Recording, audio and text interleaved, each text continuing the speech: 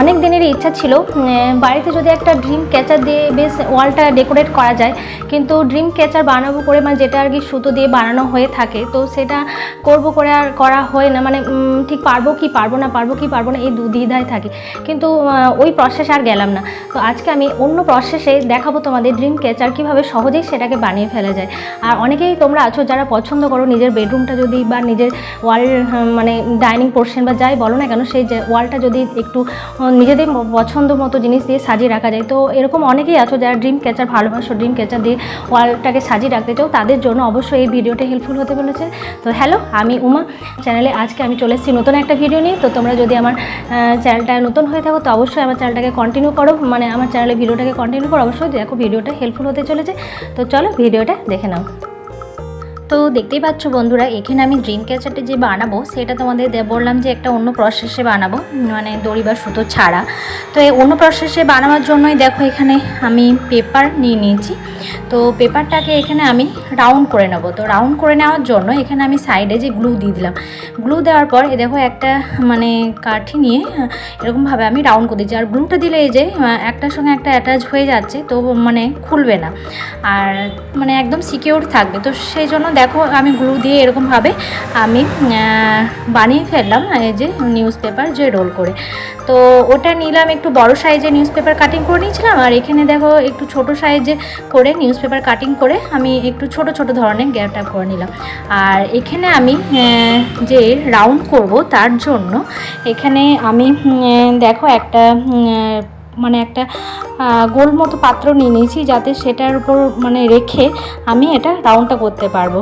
তো সেরকম তোমরা যেরকম এরকম ধরনের কোনো গোল টাইপের কিছু পাত্র নিয়ে নিতে পারো, যেটার মাধ্যমে তুমি এরকমভাবে রাউন্ড শেপ করতে পারো। তো রাউন্ড শেপ করে দিলাম। আর এখানে আমি গ্লু দিয়ে আরও সিকিউর থাকে সেই জন্য আমি ভালোভাবে আঠা দিয়ে এইটাকে আমি আরও মানে অ্যাটাচ করে দেবো, যাতে একটার সঙ্গে একটা ভালোভাবে এঁটে থাকে, মানে ছেড়ে না যায়। তো দেখো আমার রাউন্ড শেপ তৈরি হয়ে গেল। আর যেগুলো আমি ছোট ছোট দিয়ে বানিয়েছিলাম, যেগুলো ছোট রাউন্ড করে নিয়েছিলাম, রোল করে নিয়েছিলাম যেটা নিউজ পেপার, তো সেটা দিয়ে আমি দেখো একই মাপে কাটিং করে আমি কেটে নিচ্ছি। তো দেখতেই পাবে এগুলো কেটে আমি কি করছি। তো চলো দেখে নাও।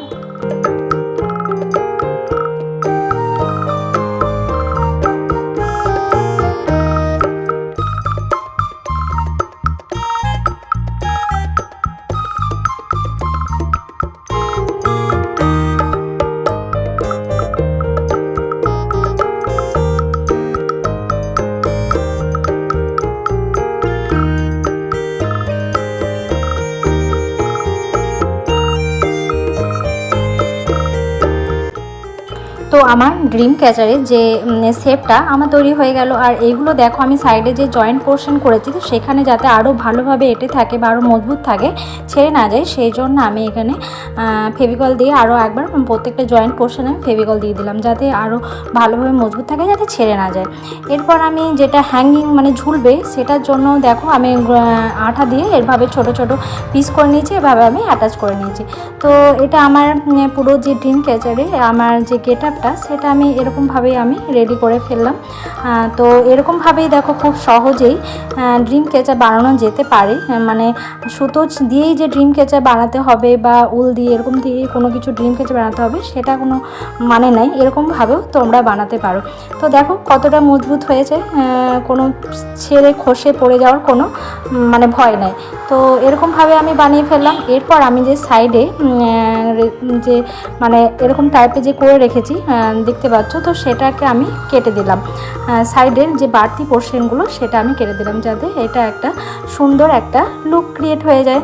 তো এরপর আমার যেটা হবে, এটা আর কি গেটআপটা রেডি হয়ে গেল। তো এরপর আমার রং করার পালা। তো প্রত্যেকটারই আমি নানা রকম কালার করে দেব। তো মানে আমার যখন যেটা মনে এসছে সেটারই আমি কালার করে দিয়েছি আর কি।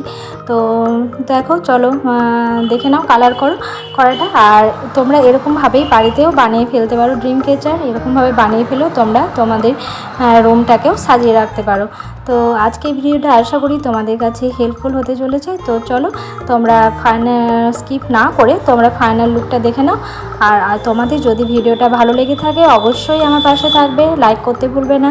আর যারা আমার চ্যানেলে নতুন বন্ধুরা যারা এসছো, যারা আমার চ্যানেল ভিডিও দেখছো, তাদেরকে বলবো আমার চ্যানেলটা সাবস্ক্রাইব করে রাখো। আমার চ্যানেলে নতুন নতুন ভিডিও আসতে থাকে। আর নোটিফিকেশানের জন্য বেল আইকনে গিয়ে অল করতে ভুলবে না, যাতে আমি ভিডিও পোস্ট করলেই তোমাদের কাছে নোটিফিকেশান পৌঁছে যায়। তো চলো তোমরা দেখে নাও পুরো ভিডিওটা আর মানে ফাইনাল লুকটা। তো